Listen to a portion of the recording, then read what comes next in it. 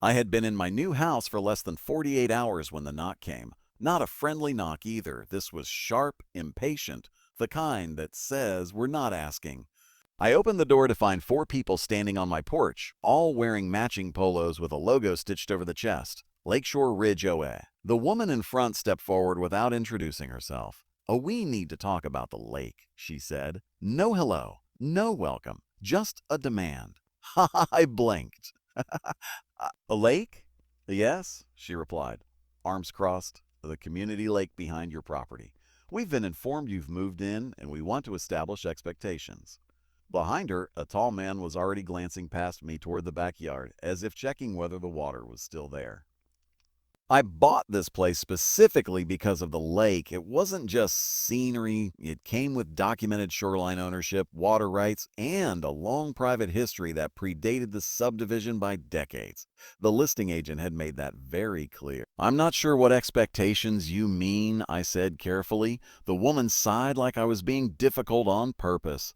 "Our residents have unrestricted access to the lake and docks. That's how it's always been." "You can't change that." That's when I realized something important. They weren't asking. They thought they were in charge. "I haven't changed anything," I replied. "I just moved in." "Oh, well," she said, smiling thinly, "we need to make sure you don't try to." Another man stepped forward. "The docks are for community use. Fishing, boating, events, summer's coming up." I nodded slowly. "Who owns the docks?" They exchanged glances like the answer was obvious. "The OA," the woman said. I didn't argue, not yet. I thanked them for stopping by and said I'd review the documents. That seemed to satisfy them, for now. They left with a warning about fines and compliance letters, already acting like I was on probation. That evening, I walked down to the shoreline. There were 3 large docks extending into the lake, all connected by wooden walkways that crossed onto my land. Boats were tied up. Kayaks. Someone had even bolted a picnic table right near the water. None of it had been disclosed as community owned. I pulled out my folder. The deed was crystal clear. The shoreline was mine. The water rights were mine. And the dock permit, issued to a family trust that now belonged to me. The HOA didn't own the docks. They had assumed ownership. The next morning, I woke up to voices outside. Residents were already using the lake, casting fishing lines, launching boats, walking straight across my property like it was a public park.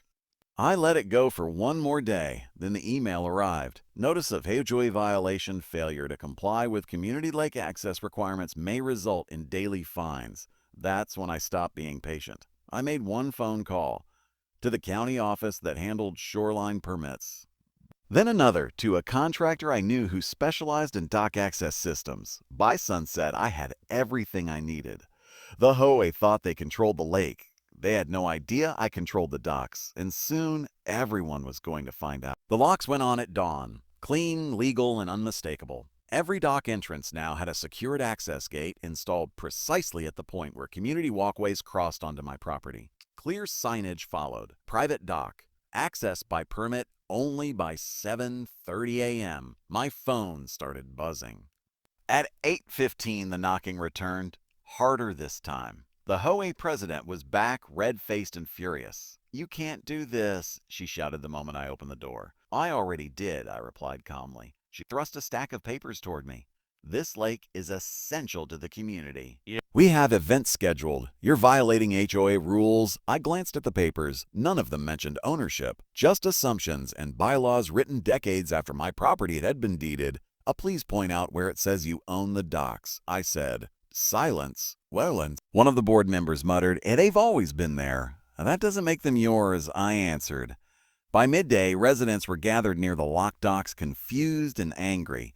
Boats bobbed uselessly in the water. Kids asked why they couldn't swim. Someone tried to climb over a gate and immediately gave up when they saw the posted permit numbers and county seals. The HOA lawyer called that afternoon. He was polite, too polite. He asked if I'd be willing to negotiate shared access. I told him I was open to a lease agreement, that market rates with liability coverage, maintenance responsibility, and clear acknowledgement of ownership. The call ended quickly. 2 days later, the HOA held an emergency meeting. I was invited for the first time. I brought copies of everything: deeds, permits, surveys, and correspondence from the county confirming that the docks were legally tied to my shoreline rights. The room went quiet as I spoke. "You've been using this lake because the previous owner allowed it," I said. That permission was never transferred, and threatening me the day I moved in didn't help. Someone asked if I was trying to punish the community. No," I replied. "I'm protecting my property." The vote that night was unanimous. The HOA formally acknowledged my ownership.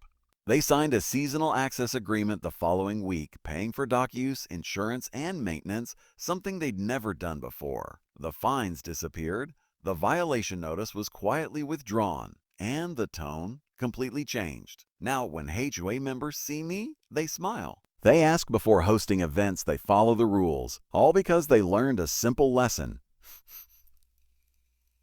You don't storm into someone's life making demands, especially when you don't know who really holds the... 3 SEO-friendly, searchable titles HOA demanded my lake after I moved in. Didn't know I controlled every dock new homeowner via HOA. They claimed my lake until I locked the docks. HOA tried to take my lake. The deeds shut them down fast if you want next.